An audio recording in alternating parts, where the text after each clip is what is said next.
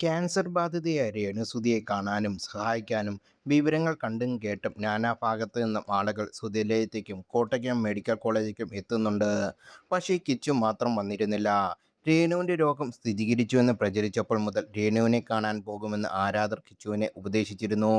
നിരന്തരമായി ഇതുമായി ബന്ധപ്പെട്ട കമൻറ്റുകൾ ഉയർന്നോടെ കിച്ചു കഴിഞ്ഞ ദിവസം രേണുവിനെയും കുടുംബത്തെയും കാണാൻ ചെന്നു എത്രേ.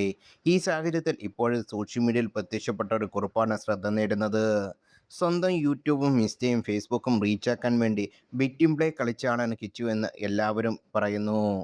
ആ കുറിപ്പ് ഇങ്ങനെയായിരുന്നു: അമ്മ ഉപേക്ഷിച്ചു പോയ കൈക്കുഞ്ഞിനെ സ്റ്റേജിൻ്റെ പിറകിൽ കിടത്തി കൊല്ലം സുധി വളർത്തിയെടുത്ത കാര്യങ്ങൾ പറയുമ്പോൾ കൂടെ രേണുവും ഉണ്ടായിരുന്നു.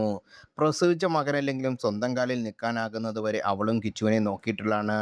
എന്നിട്ടും അവൻ്റെ യൂട്യൂബും ഇൻസ്റ്റയും ഫേസ്ബുക്കും റീച്ചാക്കാൻ വേണ്ടി സ്വയം വിക്ടിം പ്ലേ കളിച്ചു. രേണുവിനെ സമൂഹത്തിന് മുന്നിൽ വലിച്ചെറിഞ്ഞു കൊടുത്തു. പേജുകൾ വളർത്തിയെടുത്തു. സഹതാപത്താഴകം വോട്ടാണല്ലോ ഇന്ന് ഏറ്റവും വലിയ ഡിമാൻഡും. അപ്പോൾ രേണു ഒന്നും മിണ്ടിയില്ല. രേണുവിന് കീമോ സ്റ്റാർട്ട് ചെയ്തപ്പോൾ മനുഷ്യത്വത്തിൻ്റെ പേരിലാണെങ്കിലും ആരും പറയാതെ തന്നെ പോയി കാണേണ്ടതാണ് കിച്ചു. അവൻ്റെ വീഡിയോയ്ക്ക് താഴെ അമ്മയെ പോയി കാണുമെന്ന കമൻറ്റുകൾ കുമിഞ്ഞുകൂടിയപ്പോൾ കഴിഞ്ഞ ദിവസം അവനൊരു വീഡിയോ ഇട്ടു. അതിങ്ങനെയാണ്: അപ്പോൾ എന്തായാലും പോകാൻ തീരുമാനിച്ചു. വിഷമം ഉള്ളവരെ വിഷമമൊക്കെ അങ്ങ് തീരട്ടെ.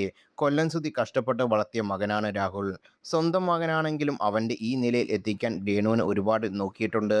ഇപ്പോൾ രേണുവിന് കീമോതെറാപ്പി ആരംഭിച്ച സാഹചര്യത്തിൽ ആളുകൾ പറഞ്ഞിട്ടുള്ള സ്വന്തം ഉത്തരവാദിത്തത്തോടെ അവരെ പോയി കാണണമായിരുന്നു കിച്ചു. അങ്ങനെ ചെയ്തിരുന്നെങ്കിൽ ആളുകളുടെ മനസ്സിൽ കിച്ചുവിൻ്റെ വാല്യൂ കൂടിയേനെ.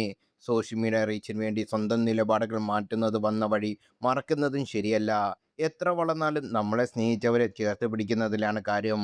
ഒരാളുടെ മോശം അവസ്ഥ ചേർത്ത് പിടിക്കുന്നതിലാണ് യഥാർത്ഥ സ്നേഹമുള്ളവർ. ഇനിയെങ്കിലും രേണു അമ്മയുടെയും അനിയനെയും കിച്ചു ചേർത്ത് പിടിക്കണം.